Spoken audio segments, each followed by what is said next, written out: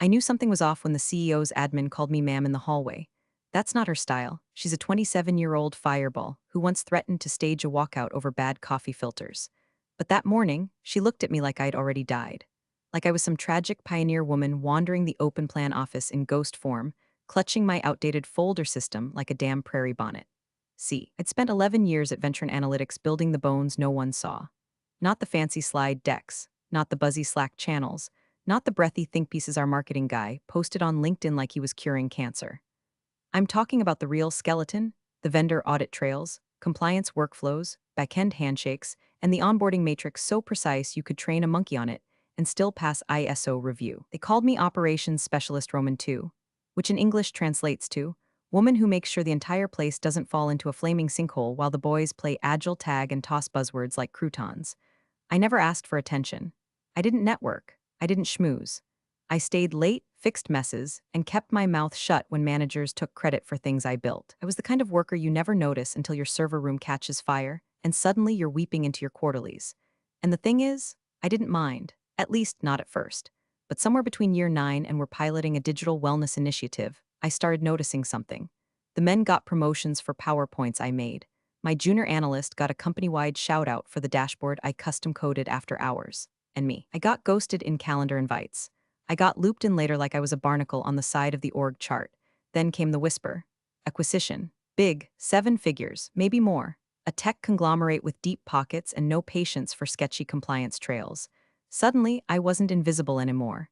The CFO knocked on my door and used the phrase mission critical. Legal dropped off an NDA thicker than a wedding cake and asked me to compile a full continuity brief, everything from integration sign-offs to proprietary workflows. They called it a light ask. I called it 8 years of my life in spreadsheet form. It felt good, for a moment, like they finally saw me. Not thanked me, not respected me, let's not go crazy, but noticed. And I would have done it anyway. Because even when the building forgets your name, you still want it to stand. I burned through nights building the brief, auditing systems, fixing quiet errors I didn't cause. By the time I finished, the damn thing could have passed a federal inquest. I even tucked in a continuity clause, buried but binding, that required my final certification for the deal to close. Not for ego, for integrity.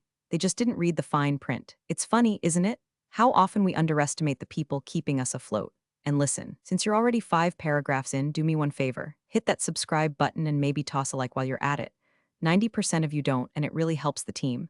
Helps me keep telling stories like this one, ones that matter in the places no one looks. Anyway, back to the part where the iceberg hits. The continuity brief circulated quietly. Legal thanked me. CFO promised to loop back. Then suddenly, the lights dimmed. My calendar invites dried up. The meetings I was always in gone. No explanation, no handoff. It was like someone had quietly pushed delete on my career but forgot to tell IT. Then came the daughter. Ava, fresh out of somewhere expensive, armed with a smile that could sterilize a cactus and a job title that meant absolutely nothing. Chief Talent Officer, which apparently involved firing anyone who remembered when the company ran on actual work instead of mood boards and espresso shots. She scheduled something called a culture recalibration town hall. People showed up thinking there'd be snacks. Instead, we got a lecture on modern workflows, emotional clarity, and unclogging the pipeline of stagnation. And when someone asked what that meant in English, she looked straight at me and said, "Some people still use folders." I laugh caught in my throat, not because it hurt, but because I made those folders. The ones that kept her daddy's company from drowning in fines, the ones legal built the acquisition packet around, the ones with my initials on the bottom of every verified page. So I smiled, went back to my desk, and quietly forwarded the continuity brief to legal again. This time with the timestamp and the subject line, confidential, for audit trail use only. Because if you're going to erase a legacy, you better be damn sure it doesn't have a backup. Ava arrived like a splash of perfume you didn't ask for, loud, lingering, and liable to make someone break out in hives. Nobody said the word nepotism out loud, but it hung in the air like printer toner and broken promises. She introduced herself by asking, "Who here loves change?" And when only the interns raised their hands, she clapped like we were contestants on some reality show and said, "Exactly. We're gonna shake things up." Within a week, there was a mandatory calendar invite called Reimagining Team Synergy, which turned out to be 30 minutes of buzzwords and a trust fall exercise that ended with the QA lead nearly breaking a hip. I watched from the back of the conference room as Ava sketched out her vision for growth on a whiteboard she couldn't figure out how to erase. She said the word disruption 6 times, each with more glitter in her eyes than the last. She wasn't dumb. Let me be clear about that. She was dangerous in the way that only confident mediocrity can be. The the kind of person who asks if the servers are cloud-based and then recommends switching to Google Sheets. She wanted to lead, but didn't know what was being led. And because she'd grown up in boardrooms, she thought eye contact was the same thing as credibility. She started with low-hanging fruit, contractors, old-timers, anyone who didn't speak in tick-tock cadence. Then she moved to process changes. My onboarding tree deleted, my multi-vendor escalation ladder replaced by a Slack emoji flowchart. Then came the folders. We were in the middle of one of her recalibration town halls. Half the department was there, staring into their coffee like it held salvation. Ava was clicking through a slide deck called Evolving Work, Energy, Intuition, Disruption, when she suddenly froze the screen and pointed to a sample workflow. It was mine, literally mine, from the continuity brief. She'd grabbed it from the server and slapped a neon filter over it like that made it hers. Then she said it. Some people, Ava announced, are still clinging to outdated models, like physical folders. Can you believe that? People turned to look at me, not with malice, just with that dead-eyed office stare that says, "I'm so sorry it's you today." I didn't flinch. I didn't argue. I just smiled like I was watching a toddler draw with a Sharpie on their dad's credit card. Later that afternoon, I returned to my desk, pulled up the draft continuity memo, and forwarded it again to legal. Same file, same warning. But this time, I added a line in the body, per Compliance Appendix C. Final systems certification must be signed by the continuity architect. Reminder, my certification remains pending. I flagged it confidential. I timestamped it with my initials. I even CC'd myself on a personal email I kept for emergencies. And then, like the ghost they were trying to make me, I disappeared back into the hum of corporate limbo. But here's the thing about people like Ava. They don't check the wiring before flipping the switch. She assumed my silence meant agreement. She mistook quiet for weakness. She thought she was steamrolling Deadwood when what she really did was kick the main breaker to the deal her daddy had spent a year massaging into existence. And me? I kept doing my job, quietly, meticulously, like a spider rebuilding its web after some frat bro stomped through the garage. Ava sent out a new policy update the next morning. She called it Project Fresh Blood, a 5-point plan to infuse the team with a modern mindset. Number 3 on the list was, I kid you not, end legacy practices that slow workflow. I almost choked on my gas station granola bar. Because somewhere between step 3 and her next Instagram story, she forgot the oldest rule in the playbook: don't cut what you don't understand, especially if it's holding up the ceiling. It happened on a Tuesday, which tracks, most executions do. Tuesdays are mean like that. They don't give you the mercy of a Monday warning or the courtesy of a Friday fade out. Just a sharp, unexpected middle finger in the middle of your week. I walked into what I thought was a regular sync-up with ops and legal. I even brought my notes. I still had ink on my fingers when it happened. The chairs were already arranged in a semicircle, like a game show panel. Ava sat at the head of the room with a non-fat oat latte like she was judging a startup pitch. Beside her was Craig from HR, clutching his tablet like a Bible he hadn't read. I nodded a polite good morning. No one nodded back. I knew, not all of it, but enough. You can smell blood before you see the knife. Let's jump in, Ava chirped, smiling too wide. This is going to be short. She opened a PowerPoint called Talent Optimization Restructure. No agenda. No handout, just vibes and bullets. Then she turned to me. Mary, she said brightly, thank you for coming. As you know, we're realigning around velocity and modern impact. And unfortunately, a pause, a blink, a flash of teeth, we don't need lazy people slowing us down. Just like that, like I was a typo. Like 11 years of doing the work no one else understood could be erased with a sentence designed to get applause on LinkedIn. The room fell silent, not tense, not shocked, just heavy, like everyone realized they were extras in someone else's play and the lead actress had just gone off script. Craig cleared his throat and tapped something on his screen. I didn't even glance at the document. I knew what it was. Probably predated by a few days to make it look procedural. No performance review, no incident report, just effective immediately. I should have cried, maybe, protested. I could have brought up the continuity clause, the audit packet, the contract. Hell, I could have shown them the buyer's checklist that still had my name in bold under Key Systems Custodian. But I didn't. Instead, I stood, smoothly, quietly. I reached into my desk drawer for my USB, the same one I'd used for 8 years, back up to the backup, and slid it into my purse. Your badge? Ava prompted. I looked at her like she was a smudge on my screen and placed the badge gently on the table. Good luck, I said. No sarcasm, no venom, just that. Good luck. I walked past Craig, past the intern who once cried in my office because he accidentally deleted a client folder and I stayed until 10 p.m. to help him fix it. Past the marketing lead who once asked me how to encrypt PDF contracts because she didn't trust IT. No one looked me in the... That was the worst part, not the insult, not the dismissal, but the erasure. The quiet way people distance themselves from someone falling through corporate ice. I got into the elevator and let it close behind me like a coffin lid. My palms were damp, my breath shallow. There was a ringing in my ears, not rage, not even humiliation, just emptiness. And then it stopped. By the time I hit the lobby, the shame had burned off like fog in sunlight. I realized something in that moment, standing under flickering LEDs beside a ficus plant that hadn't been watered since Q2. They didn't fire me because I was lazy. They fired me because they didn't know what I did. And when you don't understand something, you either worship it or you destroy it. I walked to my car without checking my phone. I didn't cry. I didn't rage. I just drove home, made a sandwich, and opened my laptop. Then I plugged in the USB and opened the master continuity file. Everything was still there. Every protocol, every digital paper trail, every system integration I'd mapped by hand. And at the bottom of the acquisition packet, buried under the compliance writers and legal footnotes, was one beautiful line in 10-point font. Final operational validation and audit completion must be certified and signed by the designated continuity architect, M. Halloway. That was me, still me, and they had just cut the wire without checking if the bomb had a second trigger. The first email came before I'd even finished my coffee the next morning. Subject line, exit interview follow-up, please respond. The body was a passive-aggressive haiku of HR nonsense, asking for constructive reflections on my transition. Constructive? Sure, but only if I was allowed to set the building on fire and write my feedback in the smoke. I didn't respond. The second was from Craig, HR's hollow-eyed henchman, asking if I had any remaining company property to return. I stared at the screen, took a slow sip, and gently closed the laptop like it was leaking radiation. Then the calls started. Unknown numbers, blocked IDs, one from the general company line. I watched them all ring out, one by one, as I folded laundry and let my cat knead a hole in my sweater. Every time the phone buzzed, it was like a gnat whining against a window, insistent but ultimately powerless. They weren't worried yet, not really. They were checking boxes, making sure I wouldn't sue, hoping I'd go gently into that good LinkedIn post about embracing new opportunities.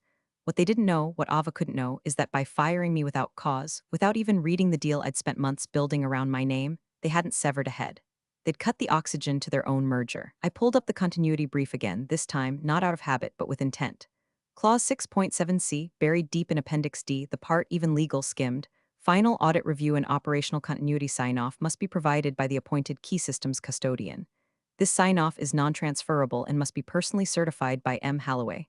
My name, my title, my role, non-transferable. They couldn't substitute it, fake it, or hope it vanished in a sea of other signatures. I was the failsafe, the human checksum in their billion-dollar algorithm, and Ava had walked me out like expired yogurt. I read the line 3 times, then sat back and let it settle in my bones like whiskey. I wasn't just essential. I was irreplaceable, not metaphorically. Legally, structurally, architecturally, but I didn't call. I didn't forward the clause, didn't send a gentle oops nudge to remind them what they'd done. Instead, I watched. From the outside, the first ripple came from a LinkedIn post Ava made that week. A picture of her on the company rooftop, holding a mug with the caption, "Real leaders make hard choices. Proud to have cleaned house and made space for new voices. Let's go rocket fire #leadership #observolution." I laughed so hard I dropped my toast. Cleaned house, huh? She didn't know it yet, but she just bleach-bombed the command center. Soon, I started hearing things through the grapevine. A Slack message screenshot here, a whispered signal ping there. People asking questions about system integrity. Where were the vendor audits? Why was the onboarding matrix outdated? Why weren't the integration logs syncing anymore? Ava, apparently, told them I never documented my work properly. Old claim for someone who didn't know the difference between a Gantt chart and a grilled cheese. The buyer's team had entered the due diligence phase. That meant checking workflows, reviewing audit logs, validating data trails. Basically pulling back the curtain I'd kept spotless for a decade. And what did they find? Gaps, files that didn't match, processes that couldn't be explained, links that led to nowhere, because I hadn't left behind a mess. I'd taken the glue. The next email came from legal. This one had weight. Subject line, request for clarification systems certification. The body was short, polite, and vaguely panicked. They asked if I would be willing to consult on minor clarification regarding continuity documentation. I didn't reply. They followed up. I still didn't reply. Radio silence is a language, and right now I was speaking it fluently. Because here's the thing, when someone smears your name with the word lazy, the instinct is to scream your value, prove your worth, shove the receipts in their face. But real power? Real power is watching the train leave the station, without the conductor, and knowing exactly where the brakes were supposed to be. They found the gap on a Thursday afternoon. Fitting, really, since Thursdays are the day of reckoning in corporate time. Far enough from Monday to think you're in control, close enough to Friday to realize you're not. The buyer's team, a group of beige-shirted sharks from some faceless consulting firm, had been combing through the due diligence docs with the enthusiasm of IRS agents on caffeine. And then they hit it. A version mismatch in the back-end integration matrix. Simple enough at first glance. A timestamp that didn't align, a cross-vendor handshake missing a required token. but it triggered a deeper scan. One that surfaced a list of validation steps, all of which led to a name. Mine. Suddenly, phones started ringing. Legal pinged operations. Operations looped in compliance. Compliance dragged in Ava, who was halfway through a team gratitude circle in the break room when the call came through. I imagine she took the Bluetooth headset off with a sigh, already rehearsing her dismissive laugh. But this wasn't just a naming convention problem. This wasn't a let's push the patch fix. This was foundational. The buyer's team wanted to know who validated the system integrations, who signed off on the platform migrations, who attested to the audit continuity protocols. And the answers? They weren't in the Jira tickets. They weren't in the new float charts. They weren't in the Notion dashboards Ava had glued her name all over, because I didn't log my work in places that could be overwritten. I logged them in versioned, encrypted files, time-stamped, signed, double authenticated. Everything pointed to one role, continuity architect. And that role pointed to one name, M. Halloway. Ava apparently tried to play it cool. Shrugged, made some quip about, oh, she was our tech girl, she quit before I got here. Like I was an unpaid intern who wandered off after lunch. She even tossed out a guess that maybe Craig or one of the analysts had access to those systems now. But then one of the lawyers, not internal, from the acquiring firm, opened the compliance appendix and read aloud a line that had been copy-pasted into over 24 contract attachments, each one legally binding. Final operational sign-off required from continuity architect M. Halloway. Certification non-transferable. Execution required prior to acquisition approval. Suddenly, the temperature in the room dropped. This wasn't just a signature. This was a legal requirement. No signature. No sign-off, no sign-off, no sale. Craig reportedly blinked like a man who'd just realized he'd been holding a live grenade for 3 days. Ava, from what I was told, went quiet. Not defensive, not angry, quiet.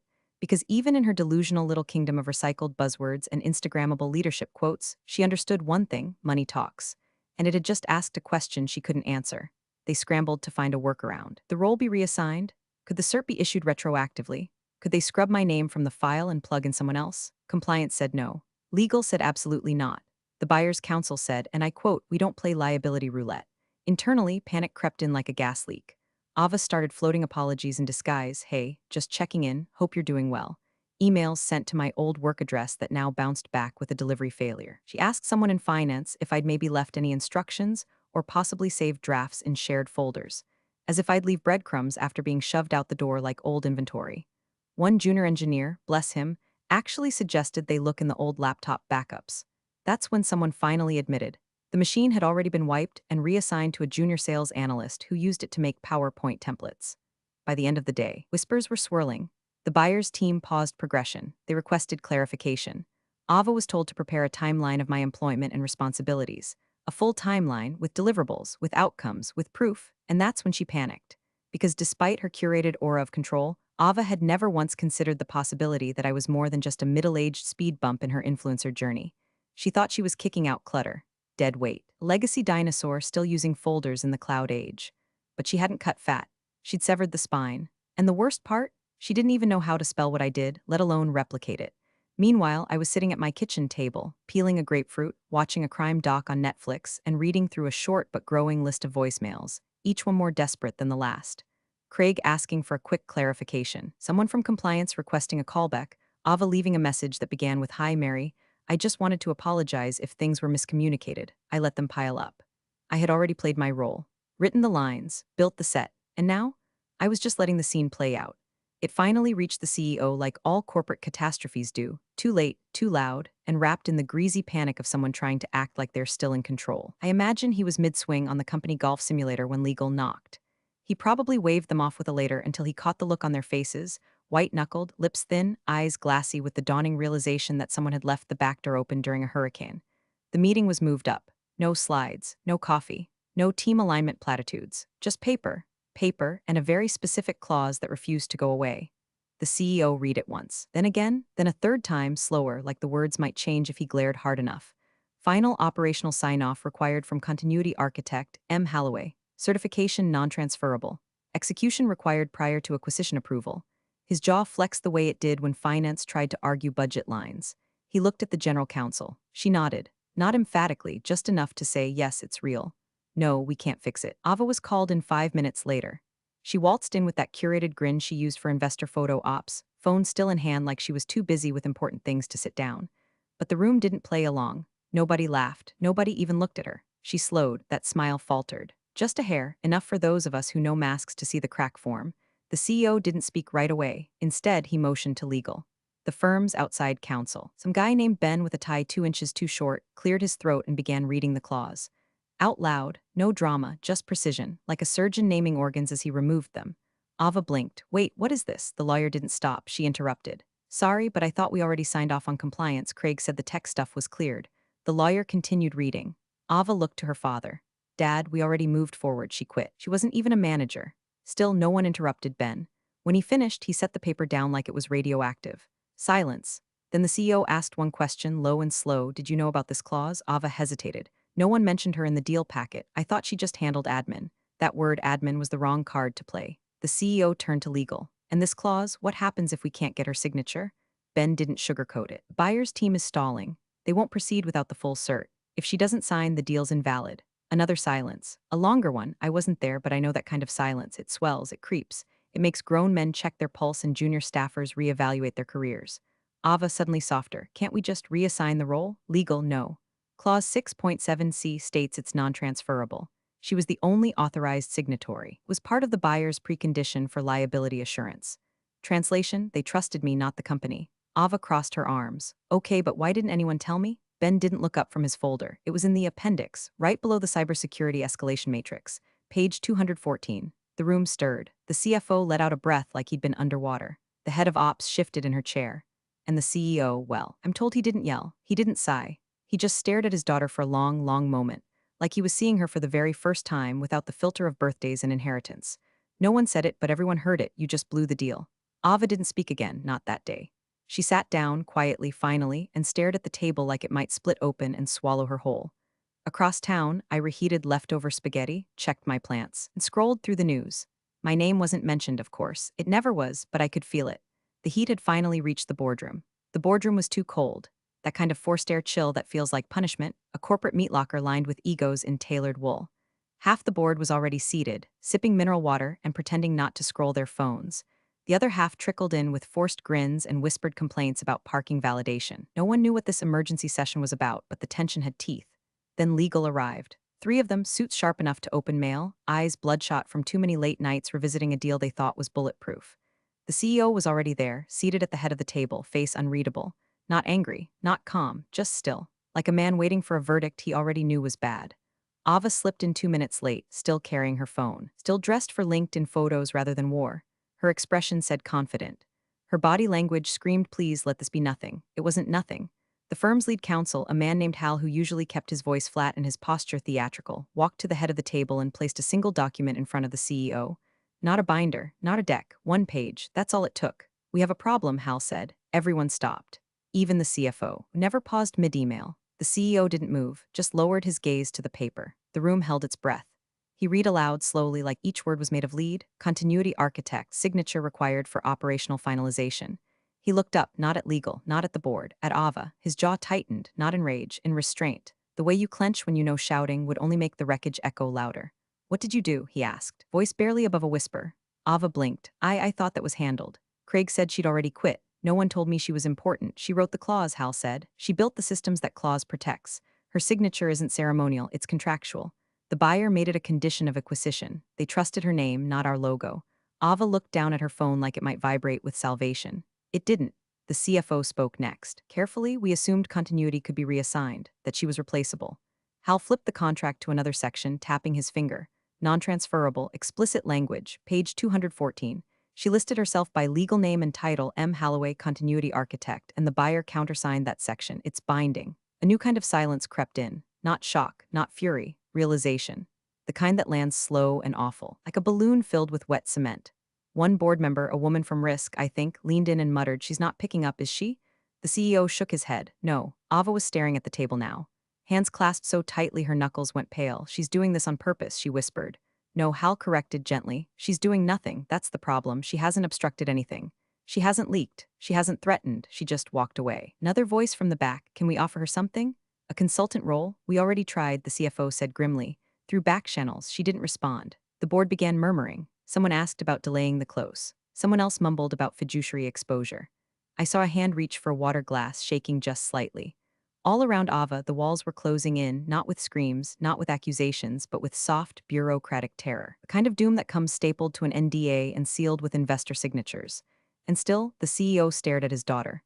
She was the architect, he said, not bitter, not loud, just stunned. You tore down the house and never thought to check who poured the foundation. Ava didn't reply. She couldn't. Because for the first time since she stepped into that office with her vision boards and curated jargon, she realized something no MBA program teaches. Real power doesn't introduce itself. It signs at the bottom of the page, or doesn't. By Friday morning, the deal was on ice. Not paused, not in review, on ice. Frozen like an unpaid server bill, quiet, inconvenient, and damning if left too long. The buyer's team issued a formal notice of delay, citing incomplete continuity certification. Just 6 words, but they hit like a freight train. This deal is legally unclosable without Mary Halloway. Suddenly, inboxes were volcanic. Compliance blamed HR blamed legal. Legal blamed unclear documentation, which is lawyer code for someone is going to get sued if we name names. The CFO stopped showing up to internal sinks and started calling in from his lake house. And Ava was silent for a minute. Then she got creative. The first message came through my old Gmail, the one I used back when I was freelancing during grad school. She must have dug it out of some dusty onboarding form, buried under years of policy updates and forgotten birthday cards. Subject, just wanted to connect. The body? Hey Mary, hope you're well. No pressure at all, but if you're open to a quick call or coffee, I'd love to clear the air and maybe revisit how we left things. I think there's a real opportunity for collaboration moving forward. Warmly, Ava, she signed it warmly. I deleted it. She tried again the next day, this time through a mutual connection on LinkedIn, one of those smiley interns she'd once called low energy. I assumed she thought I'd be flattered or nostalgic. She even had them ask if I was open to contracting. I wasn't. Then came the CEO himself. This time, it was direct. My personal phone buzzed at 6:42 a.m. with a voicemail from an unknown number. I didn't answer, of course, but I listened. Mary, he began, voice stiff but composed. This is Alan. I know we've had our differences. I want to acknowledge that what happened wasn't handled well. I was unaware of your role in the continuity structure. That's not an excuse, it's an admission. I take full responsibility for the oversight. That said, I believe we can find a way forward. If you're willing, I'd like to discuss terms for reinstatement. Quietly, of course. No paperwork, just a clean slate, perhaps even an advisory role. Let's fix this. No paperwork, quiet, a clean slate. Translation, come back, sign the paper, and vanish before anyone notices how badly we botched this. I replayed the message once, then twice. Then I made tea, and I let it sit. They thought I wanted revenge. I didn't, not really. I didn't want money. Or groveling apologies, or Ava's carefully bleached scalp on a platter. I just wanted the truth to live in the light for once. I wanted the silence to speak louder than any resignation email, or I gave this company everything speech. So I did the most powerful thing a woman like me could do in a world that expects us to apologize for our value. Nothing. I didn't call back. I didn't reply. I didn't leak the clause or talk to press or air grievances on social media. I let their own paperwork rot in their inbox. I let the deal sit untouched, cold, inert, waiting for a name they could no longer summon. One day passed, then another. By Tuesday, whispers turned to full-on strategy meetings. They brought in outside consultants to explore options. But they already knew the truth, there were none. They had stripped out the soul of their systems, called her lazy, and fired her in front of a room full of people too scared to blink. And now they were learning what happens when the architect stops showing up. Not with a bang, with a silence so complete it echoed. I sat in my garden that evening, wind rustling the dead lavender I kept meaning to pull. My phone buzzed once more, no name, just unknown caller. I let it ring. I knew what they wanted, and for once, I didn't owe them anything. It happened exactly 1 week later, in an office with better coffee, better lighting, and not a single framed poster about team synergy in sight. The acquiring firm, Manada Group, reached out through a real channel this time. Not an intern, not a middle manager. A senior executive with an actual understanding of infrastructure risk and the soft power of people who prefer code to credit. Their email wasn't long, just 6 lines. Miss Halloway, you've reviewed the continuity documentation and your role in its creation. We'd like to propose a formal engagement on your terms. Title, Systems Integrity Advisor. Compensation, competitive, flexible, fully remote if preferred. Start date at your discretion. No fluff, no fake flattery, just facts, and respect, something that had always been in short supply at Venturin. I responded the next day. They flew me in on Thursday, not on a red eye, not squeezed between interns on a budget airline. Business class, a driver waiting. They even asked for dietary preferences like I was a human being instead of an office appliance. The meeting wasn't long. We shook hands, reviewed the terms, and signed. I brought a pen just for the occasion, black ink, smooth glide, the kind you use when you're writing the next chapter of your life and don't want the paper to fight back. I kept it brief. No stories, no revenge monologue. I already knew what I could do, that's why I was there. They handed me a welcome packet.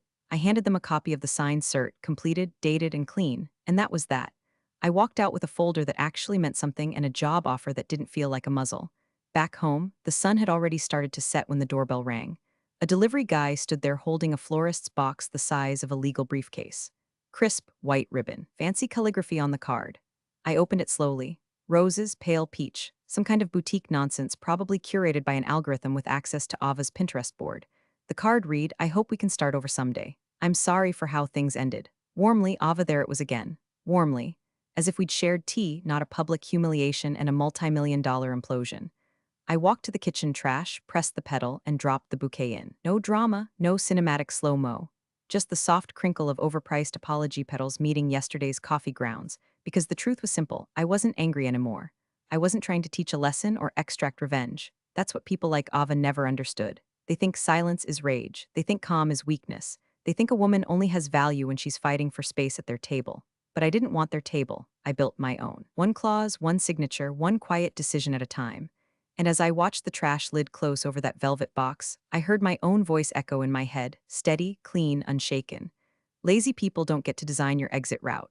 I set down the lid, poured myself a drink, and opened the welcome packet from Manada. New role, new rules, and this time, all mine. You're the real MVPs of the office jungle. Thanks for watching. Smash that subscribe button, or the coffee pot might just forget your next brew.